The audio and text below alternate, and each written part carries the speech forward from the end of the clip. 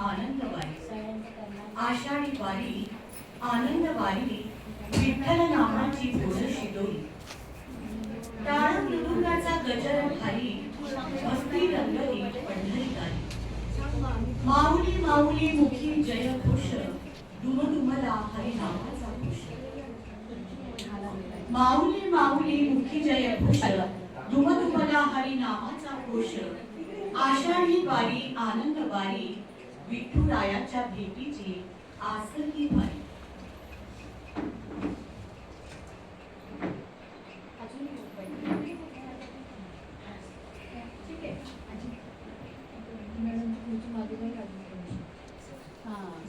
नमस्कार. ओंकार संगीत विद्यालयाच्या आजच्या या आषाढी एकादशीच्या संगीत मैफिलीत मी मदालसा कानडे, ओंकार संगीत विद्यालयाच्या संचालिका मनीषा पणसळकर आणि सगळ्या साधकांच्या वतीने इथे उपस्थित तुम्हा सर्वांचं मी मनपूर्वक स्वागत करते आणि तुम्हा सर्वांना आषाढी एकादशीच्या भक्तिमय शुभेच्छाही देते. पंढरपूरचा विठोबा हे अवघ्या महाराष्ट्राचं लोकदैवत. लक्षावधी वारकरी ज्ञानोबा तुकारामाचा गजर करत विविध ठिकाणाहून पंढरपूरला पायी चालत जातात. ते केवळ विठ्ठलाच्या भेटीची आस घेऊनच. त्यांच्यासाठी पंढरपूर हे मोक्षपीठ आहे आणि आषाढी कार्तिकीची वारी हा महाराष्ट्राचा धर्म आहे.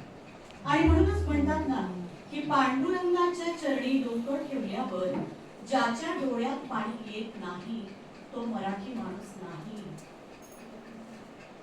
आषाढी आणि कार्तिकी या दोन वाऱ्या आपल्याला महत्वाच्या असल्या तरी चैत्र महिन्यातली चैत्री वारी आणि माघ महिन्यातली माघी वारी या सुद्धा वारकऱ्यांसाठी तितक्याच महत्वाच्या. पण आषाढ महिन्यातल्या या वारीचं आणि एकादशीचं महत्व अनन्यच आहे. म्हणूनच आषाढी वारी ही वारकऱ्यांच्या आनंदाची दिवाळीच. इथे आनंदाला तोटा नसतो आणि हा आनंद कुणी किती लुटावा यावर कुठलंही बंधन नसतं. तुकोबा काय म्हणतात बघा, यारे यारे लहान थोर याती फलते नारी नर. यारे यारे लहान थोर याती फलते नारी नर. करावान विचार न लगे चिंता कुणास.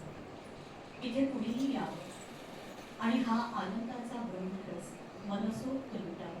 मात्र एक अलिखित अट असते, ती म्हणजे मुखाने अखंड नामस्मरण करायला हवं. अशीच एक आनंदाची वारी आज आपणही करणार आहोत.